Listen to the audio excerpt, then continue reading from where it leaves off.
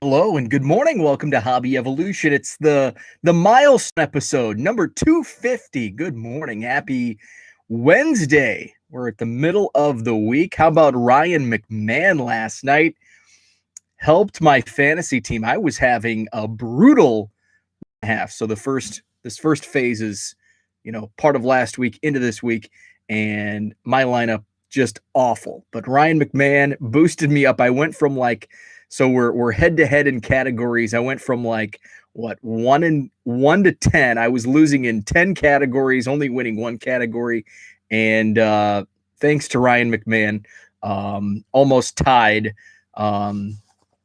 For going into today, but still a lot of time left. I've lost matchups on Saturday and Sunday alone, so still a long way to go in fantasy week.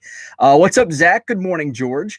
So a couple things I wanted to touch on today. A lot going on in the hobby.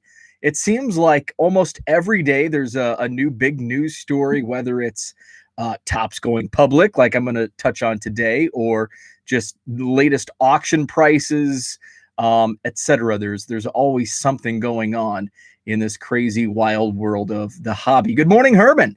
So I want to touch on tops, and I hadn't planned on discussing this, but over the course of yesterday, I read a lot of commentary about it. I haven't really read there's the articles that I did read about tops going public.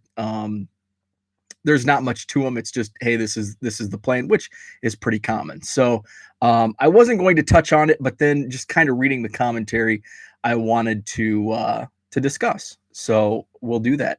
Herman is beach bounded. I'm jealous. Beach bounded down. Jealous of that. I am just gonna go to work today, but I am meeting up with my co-promoter for our show that's coming up in 10 days on April 17th at the Sheraton in Madison. We're just going to do basically a final walkthrough of the room and confirm table strategy. So looking forward to that. I was doing some shipping last night, and I've mentioned that I get kind of like ADD, and so I can't sit down and do packages for like hours on end, so I have to break it up a little bit. So I do some sorting and go back and forth. So last night it's like it's getting close. We're under 2 weeks away. I've got to get my quarter boxes filled up. So I sleeved a bunch of cards from some of the breaks that I pulled on opening day, and was getting all those gathered up and sleeved up a few hundred cards last night. What's up, Mark? Good morning. George hasn't kept up. I've experienced money talk burnout on Twitter, and George, I'm glad you made that comment, because that's actually the approach I wanted to take with this news, and just reading some stuff. And burnout is basically why I wanted. How I kind of meandered to this topic to really discuss today. So I really don't have much of an opinion on tops going public. It's not unprecedented. Tops has actually been public twice in its history. What's up, Brad? Good morning. So it's nothing new. However, in most of our adult lives, it is something new, because I think it went private in the 90s. So while I was collecting, I was in the hobby, I had no idea what Wall Street was. I wasn't following the stock market. I was still a teenager and didn't care about real life. Now I'm an adult, and how things change when we grow up. So I follow it closely. There's a lot of doom and gloomers, and there's a lot of like super optimists. Just like in politics, there's extremes on this side and there's extremes on this side. And the truth and what's actually going to happen is somewhere in the middle. Kind of like in politics. If you hear my dad would always say, "Oh, if X candidate gets elected, the world is going to end. We're going to be this." And it's like, no, that's not going to happen. We've got some checks and balances in place, and guess what? Certain people got elected, and we're still here, and we're still a democracy. So the same can be said about the hobby and tops going public. I've I've read some commentary that, oh, this is the end of the hobby as we know it. It's everything is going to be a business now. Topps going public. Everything's going to be regulated. No, that's not going to be the case. On the other end, no, just because you own a share of Top stock doesn't mean you can walk into the office and ask for your redemption, or how much they're paying or how much distributors are paying for a case of product. It's not full transparency. There's going to be some more transparency, but it's also not going to be the end of the world. Ford is a publicly traded company. My Ford SUV still drives the same, gets me from point A to point B. I enjoy it, especially the heated seats in the winter.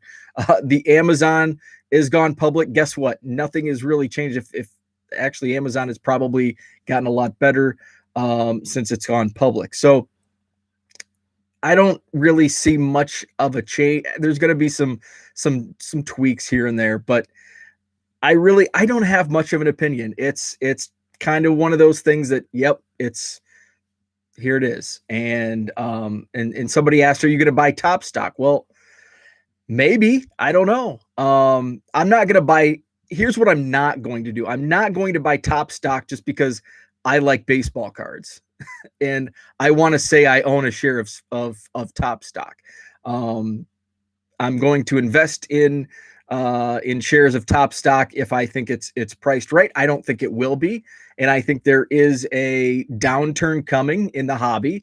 So right now it's peak or almost peak of this hobby craze. So the price of the stock, if it goes to an IPO, is going to be way up here, and then it's going to drop.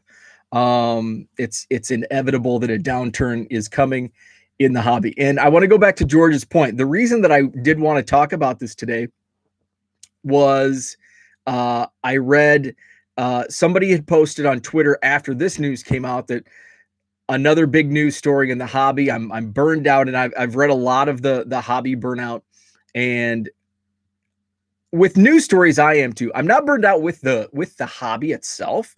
But it is tiring to see big news story after news story after news story. It's a bit tiring. I'm not burned out though. I'm still loving the hobby, and it is a hobby. So if you feel burned out, either adjust how you collect, what you collect, find your joy within the hobby.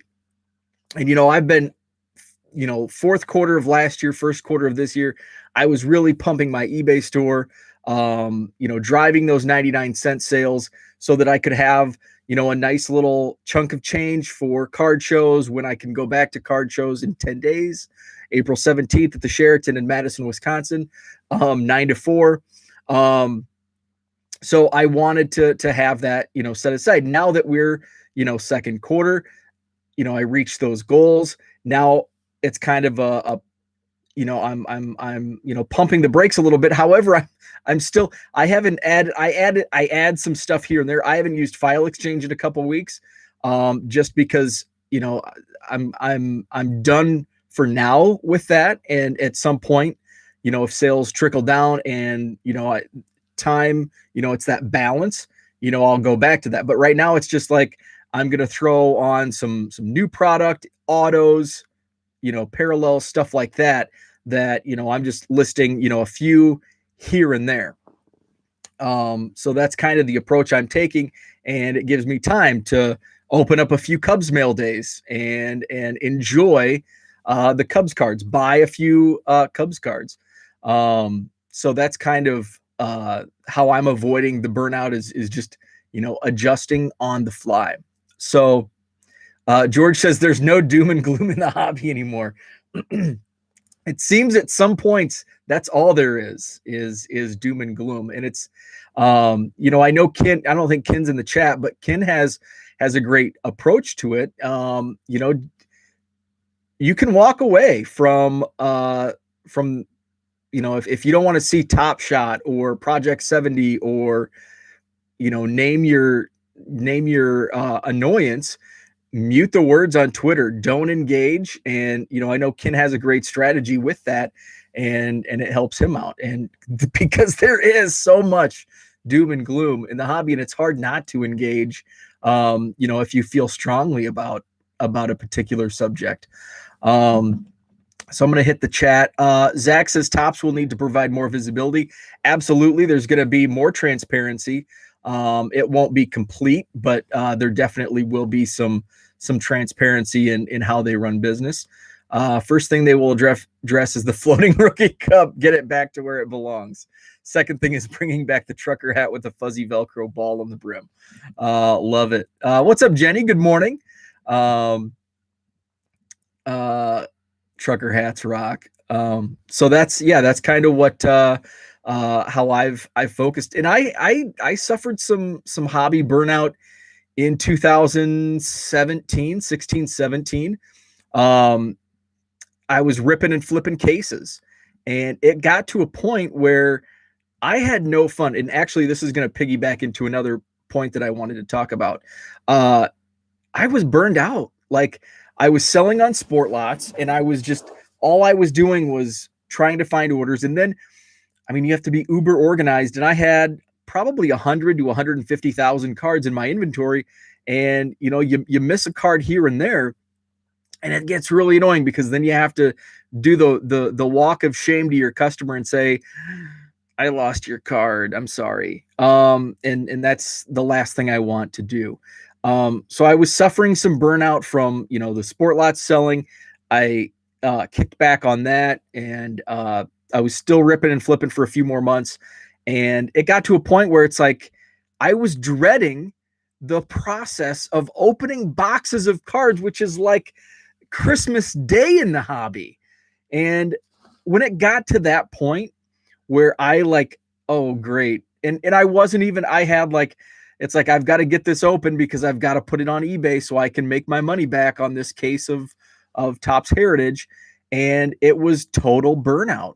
And I wrote a blog. One of my first blog posts to the 1millioncubs.com blog was rediscovering the happiness in the hobby. And it was Cubs baseball cards, where I stopped ripping and flipping, and I just went back to truly enjoying the collecting aspect, trading. And that's kind of where things changed for me in the hobby. I still enjoy digging through dollar boxes, digging through quarter boxes, and flipping them on eBay. Just sold a Corey Seager rookie yesterday, $22, and I pulled it out of a bargain box for 50 cents less than a month ago, 3 weeks ago. So I still love those wins out of the bargain box, and I still love selling singles on eBay to fund more cards, like the Luke Little that I bought on a Twitter sale over the weekend. So that's kind of a great word that Zach used, invigorated. That invigorated my love for the hobby, and now I love it as both a business and a hobby, and I keep them completely separate. My Cubs are my Cubs, and that's my PC, and they stay with me no matter what. If I have 500 Don Zimmer cards and they're selling for $15 a piece, it's definitely hard not to fall and say, I could sell a stack of Don Zimmers and buy a Chris Bryant first Bowman auto. But I held off, and I didn't do it because my Cubs are completely separate.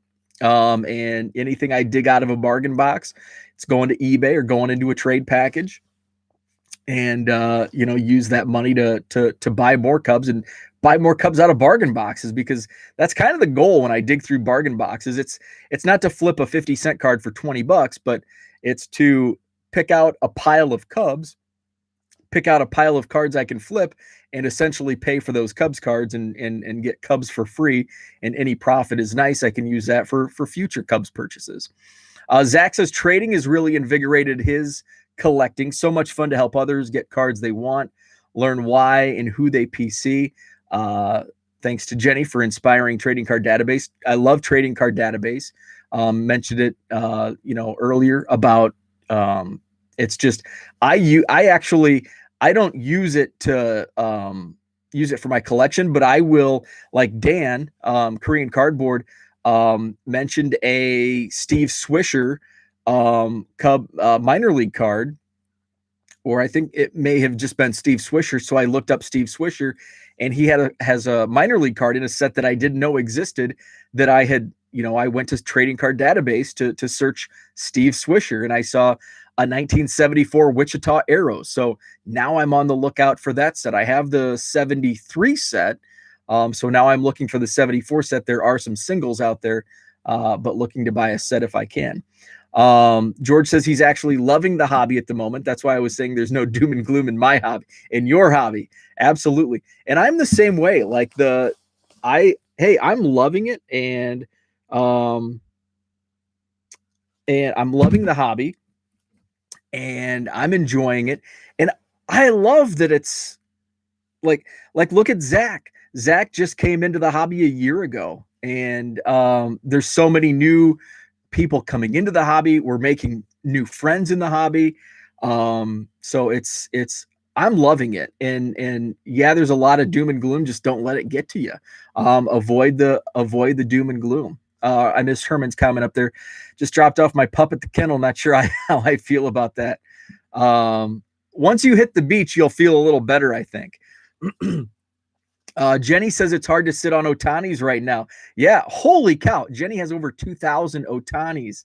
That's the thing. And I know Big Shep was mentioning last week that he was pulling Otanis when he, was hurt. He was buying Otanis up for $1, rookies for $1. And, that's the thing. Otani was like, and I have a ton because I bought so much 2018 Topps product. I had a ton. And, over time, and I sold them probably at the bottom of the market as well. He's super hot right now. So going into, I made a comment about something. So rediscovering I was ripping and flipping cases. So that's where I wanted to go with this point. So, I just saw 2021 Bowman hobby cases, 2021 Bowman hobby cases, 12 boxes in a case, 1 auto per box, $4,000 on blowout. 2017, when I was ripping and flipping, same case, $797. Now, I think it was like $850 or $900 on blowout at the time. I bought mine from a breaker, so he gave me a break, pun intended. So yeah, I paid him $797. And guess what? I lost money ripping and flipping that case of Bowman. Lost money on an $800 case of Bowman in 2017. Now, this was just ahead of Aaron Judge Mania, and that's when the hobby didn't boom in 2020. Well, I guess I should take that back. The hobby did boom in 2020, but it didn't just go from 0 to 60. It was already at like 30 miles per hour. It was going up from mid 2017. Aaron Judge was kind of the start of the big hobby boom. Early 2017, you could get wax for really, a decent price. But then once Aaron Judge Mania hit in the summer of 2017, that's when things went up. And so I was out. 2017 was the last time I bought Bowman because hobby wise, because it went from me getting a case for $800 to, I think in 2018, it was now $1,200 or $1,300. Now, at that time, the Bowman autos weren't selling for a premium over 2017 prices. And I remembered I only made $500 on an $800 case.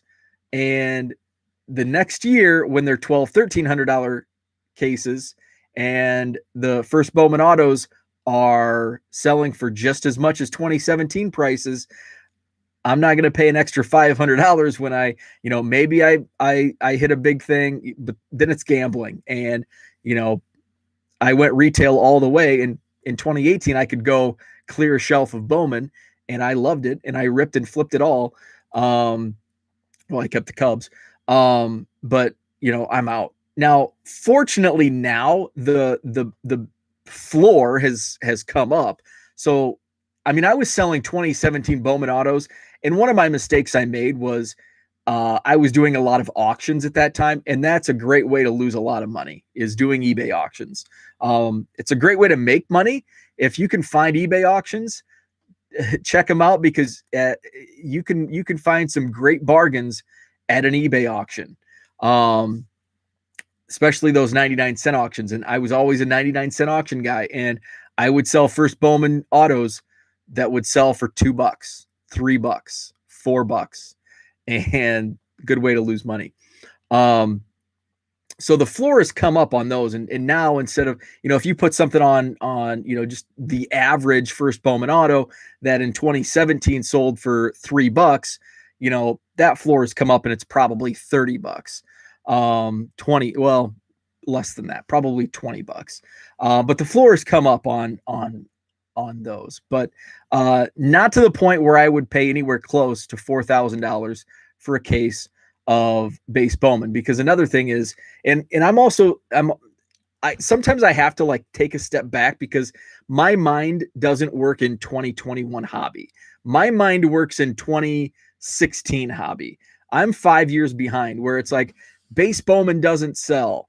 Bowman autos are $3, where I have to take a step back, jump back into the present of 2021, and realize that this is the hobby. These are the prices. It's not like it was 5 years ago, when you couldn't sell you couldn't move a box of 2021, say 2021 Bowman veterans, the base set 1 through 100 or 1 through 200.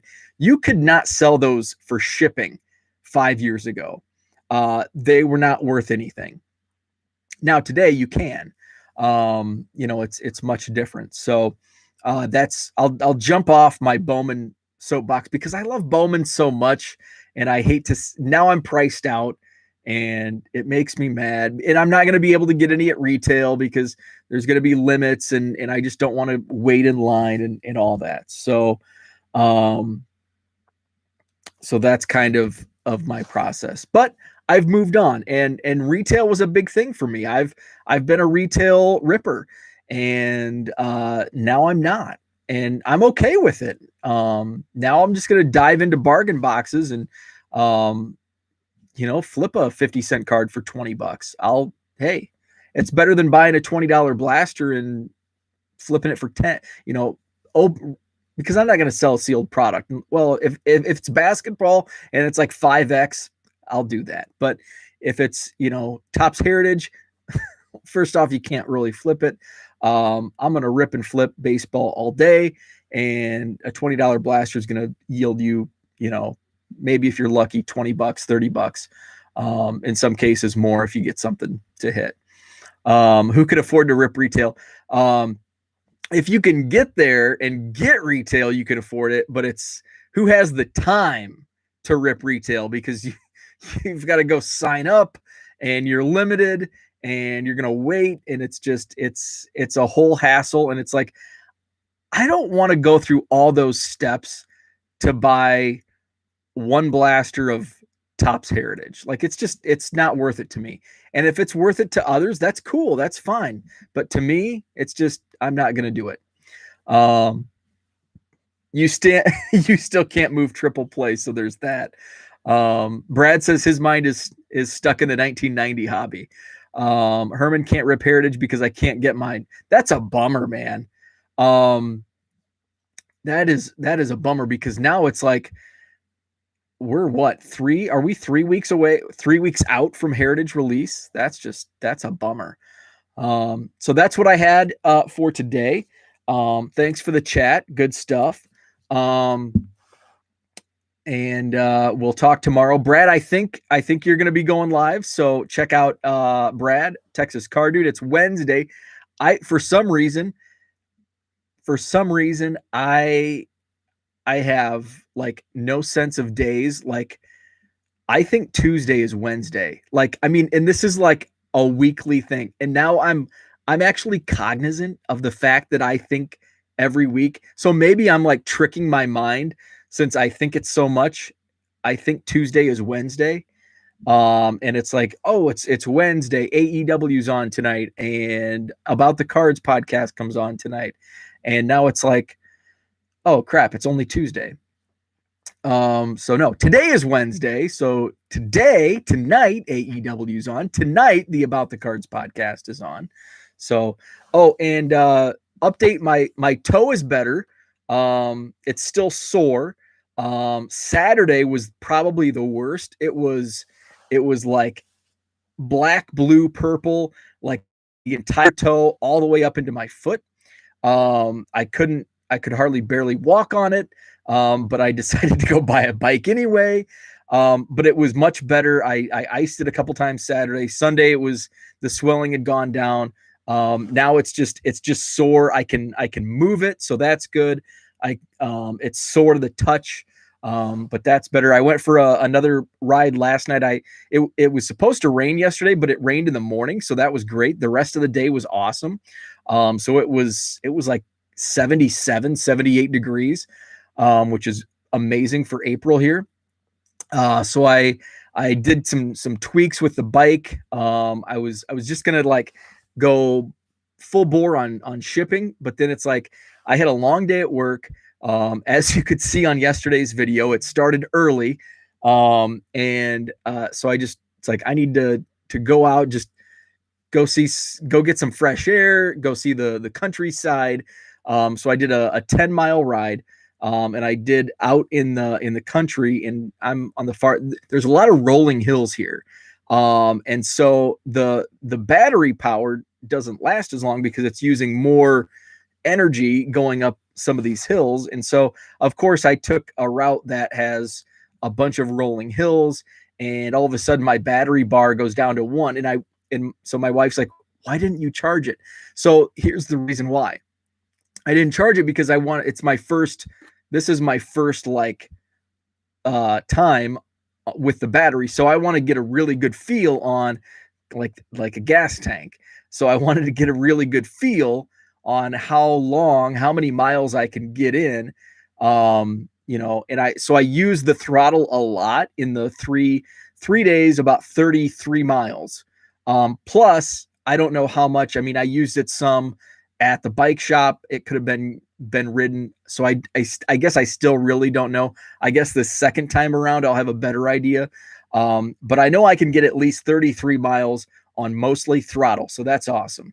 But I was also 5 miles away. So I went 5 miles out, 5 miles back. And there's some really brutal hills that I had to climb. And so I pedaled a lot of them. So my legs are a little sore, kind of on fire today. So I think it's supposed to rain again today. So today I will focus on just going full bore on shipping. So now I'm done. I can go make coffee. Brad can get his coffee going and go live. Zach doesn't want to jinx this, but your internet has been solid for a while now. You know, Zach, it's funny you mentioned that because my internet for my like YouTube TV has been terrible. So it's been okay here, but like on my TV, it's been terrible. In fact, during the championship game, my YouTube TV kept freezing. And I ended up thankfully it was a crappy game. So I ended up turning it off altogether because and it was the internet because it wasn't just YouTube TV. I tried, a couple other apps and it just wasn't any of the streaming. It was okay with like on demand stuff. I could watch that, but I couldn't watch like live streaming shows.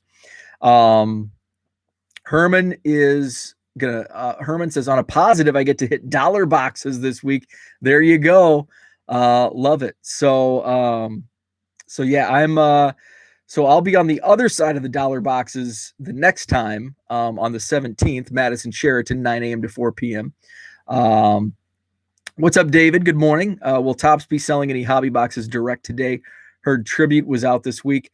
I'm not sure. Today's Wednesday. I don't know what's released today. I don't think Tribute is something they sell direct on the website. It might be. Usually, the only boxes that Topps will sell on the website on release day are like the mainstream, like Flagship, Heritage, um, Archives, Bowman. I think they sold Inception, so they'll sell some of those. I don't think Tribute is one that they sell direct, but if today is a release day for anything, then yeah, I would keep track on the website, but I don't know I'm not sure what's on the calendar. Nothing that I really buy. I think Bowman we're still 2 weeks out, maybe 3 weeks from Bowman. That's the next thing that I'm eyeing. So I'm not sure if there's something that's on the release calendar that's out today, it may be on Topps.com. So that's what I had for today. Thanks for chatting. Check out Brad, Texas Card Dude channel. Have a great Wednesday, and we'll talk tomorrow.